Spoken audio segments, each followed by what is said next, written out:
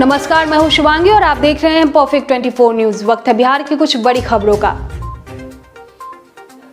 Patna university PG में नामांकन की दूसरी सूची के लिए सोमवार तक करना होगा इंतजार। पटना विश्वविद्यालय में पीजी, एमए, एमएमसी में नामांकन की दूसरी सूची के लिए इंतजार करना पड़ेगा। विश्वविद्यालय में नामांकन की प्रक्रिया चल रही है। पहले मेगा सूची के आधार पर छात्रों का नामांकन शनिवार तक हुआ। वैसे छात्र छात्राएं जिनका पेमेंट स्लिप नहीं निकलने की वजह से नामांकन नहीं हुआ है, उन्हें सोमवार तक मौका दिया जाएगा। शिक्षक ने किया छात्रा का यौन शोषण, अश्लील बातचीत का ऑडियो वायरल होने के बाद गुरुजी की धुनाई। मुजफ्फरपुर में एक कलयुगी शिक्षक ने गुरु शिष्य के रिश्ते को कलंकित कर दिया है। शिक्षक का छात्रा से यौन शोषण के अश्लील बातचीत का ऑडियो वायरल हो गया है। इसके बाद स्थानीय लोगों ने उसे स्कूल से खींचकर जमकर पिटाई की। पुलिस ने उसे गिरफ्तार कर लिया है और जेल भेजने की तैयारी चल रही है। मामला कांटी थाना इलाके के रतनपुरा स्कूल का है।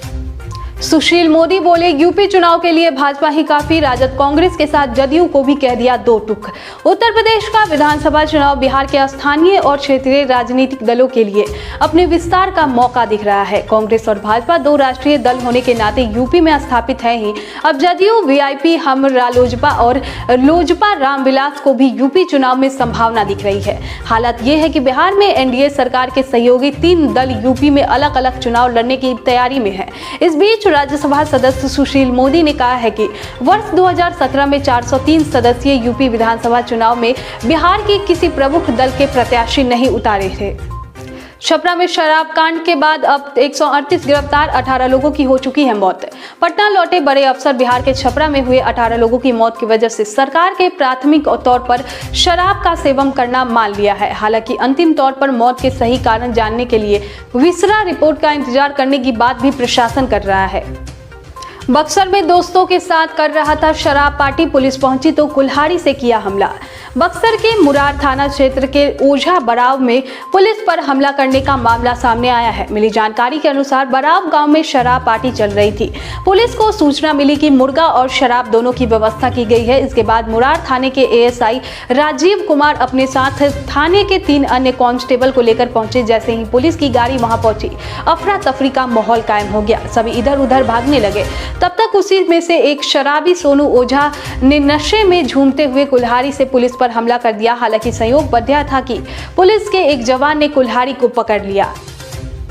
कड़ी निगरानी में होगा बिहार बोर्ड परीक्षा, केंद्रों पर लगेंगे माइक और कैमरे।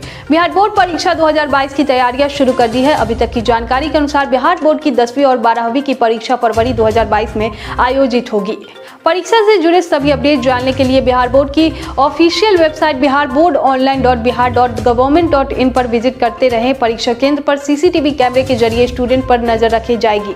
साथ ही बिहार बोर्ड परीक्षा 2022 में शामिल होने वाले छात्रों के लिए भी सख्त निर्देश जारी किए गए हैं। कोरोना की रफ्तार, बिहार में 3000 से ज्यादा नए मामले आए सामने, 10 मरीजों की मौत। पिछले 24 घंटे में 6190 मरीज ठीक हुए हैं। राज्य में अब तक 19578 सक्रिय मामले बचे हैं। वहीं पिछले शनिवार को 35000 कोरोना के मामले सक्रिय थे। पिछले 24 घंटे में मरने वाले की कोरोना वायरस की मरीजों की संख्या 10 है।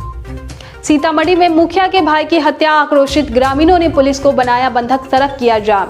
बिहार में हाल ही में पंचायत चुनाव जीतकर नवनिर्वाचित मुखिया और उनके परिजन लगातार अपराधियों के निशाने बने हुए हैं। हाल ही में गोपालगंज में मुखिया की हत्या के बाद अब सीतामढ़ी में मुखिया के भाई की निर्मम तरीके से हत्या कर दी गई है। हत्या के आक्रोशित ग्रामीणों ने थाना में सामने सड़क जाम कर अपना प्रदर्शन किया। पटना में जानलेवा हुई ठंड, सर्दी और ब्रेन स्ट्रोक से 3 की मौत। सर्दी का कहर जारी है। 24 घंटे के अंदर सर्दी से ब्रेन स्ट्रोक और हार्ट अटैक से 3 मरीजों की मौत हो गई है। इनमें आईजीआईएमएस, पीएमसीएच व आईजीआईसी अस्पताल में एक मरीज शामिल है। इन 3 अस्पताल में ब्रेन स्ट्रोक व हार्ट अटैक से ग्रस्त 7 गंभीर मरीजों को भर्ती किया गया है। आईजीआईएमएस में ब्रेन स्ट्रोक के कुल 30 मरीजों का इलाज चल रहा है, जबकि पीएमसीएच में भी 13 मरीज पहले से भर्ती है। इसमें जाँच कराने के बाद 2 मरीजों ने कोरोना की पुष्टि हो गई है।